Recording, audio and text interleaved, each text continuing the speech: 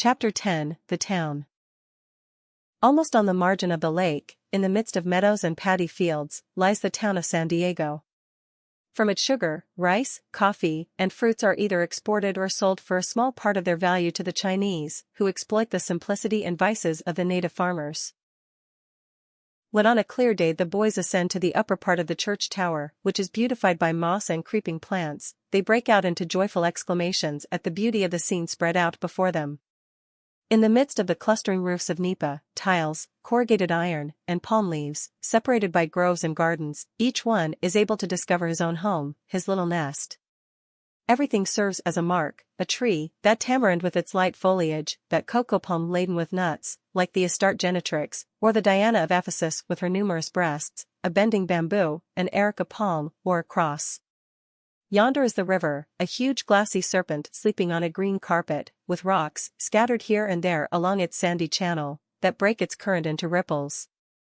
There, the bed is narrowed between high banks to which the gnarled trees cling with bared roots. Here, it becomes a gentle slope, where the stream widens and eddies about.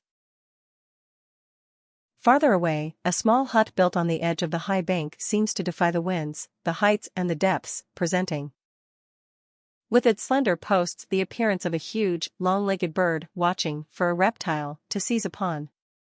Trunks of palm or other trees with their bark still on them unite the banks by a shaky and infirm footbridge, which, if not a very secure crossing, is nevertheless a wonderful contrivance for gymnastic exercises in preserving one's balance, a thing not to be despised. The boys bathing in the river are amused by the difficulties of the old woman crossing with a basket on her head, or by the antics of the old man who moves tremblingly and loses his staff in the water. But that which always attracts particular notice is what might be called a peninsula of forest in the sea of cultivated fields. There in that wood are century-old trees with hollow trunks, which die only when their high tops are struck and set on fire by the lightning, and it is said that the fire always checks itself and dies out in the same spot.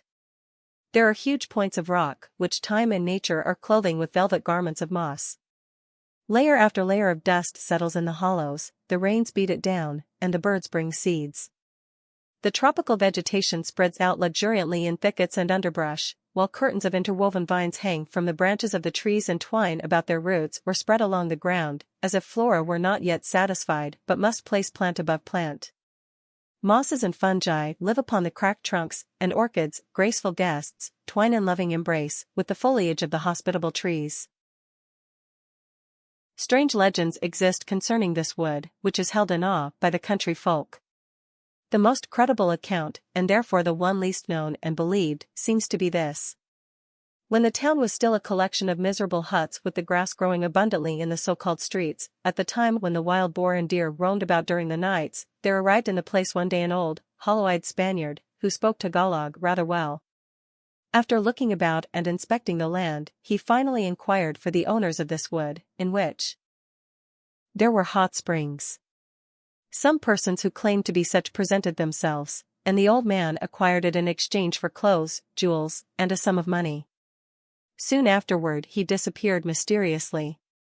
The people thought that he had been spirited away, when a bad odor from the neighboring wood attracted the attention of some herdsmen. Tracing this, they found the decaying corpse of the old Spaniard hanging from the branch of a bolete tree. In life he had inspired fear by his deep, hollow voice, his sunken eyes, and his mirthless laugh, but now, dead by his own act, he disturbed the sleep of the women. Some threw the jewels into the river and burned the clothes, and from the time that the corpse was buried at the foot of the bolete itself, no one willingly ventured near the spot. A belated herdsman looking for some of his strayed charges told of lights that he had seen there, and when some venturesome youths went to the place they heard mournful cries. To win the smiles of his disdainful lady, a forlorn lover agreed to spend the night there and improved to wrap around the trunk a long piece of wrought tan, but he died of a quick fever that seized him the very next day. Stories and legends still cluster about the place. A few months after the finding of the old Spaniard's body there appeared a youth, apparently a Spanish mestizo, who said that he was the son of the deceased. He established himself in the place and devoted his attention to agriculture, especially the raising of indigo. Don Saturnino was a silent young man with a violent disposition, even cruel at times, yet he was energetic and industrious. He surrounded the grave of his father with a wall, but visited it only at rare intervals.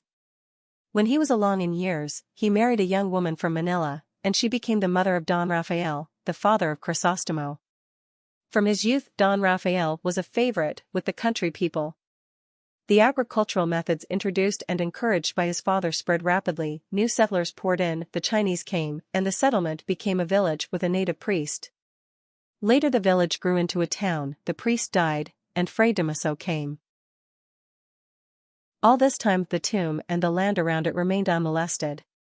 Sometimes a crowd of boys armed with clubs and stones would become bold enough to wander into the place to gather guavas, papayas, lomboy, and other fruits, but it frequently happened that when their sport was at its height, or while they gazed in awed silence at the rotting piece of rope which still swung from the branch, stones would fall, coming from they knew not where.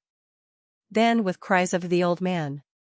The old man," they would throw away fruit and clubs, jump from the trees, and hurry between the rocks and through the thickets, nor would they stop running until they were well out of the wood, some pale and breathless, others weeping, and only a few laughing.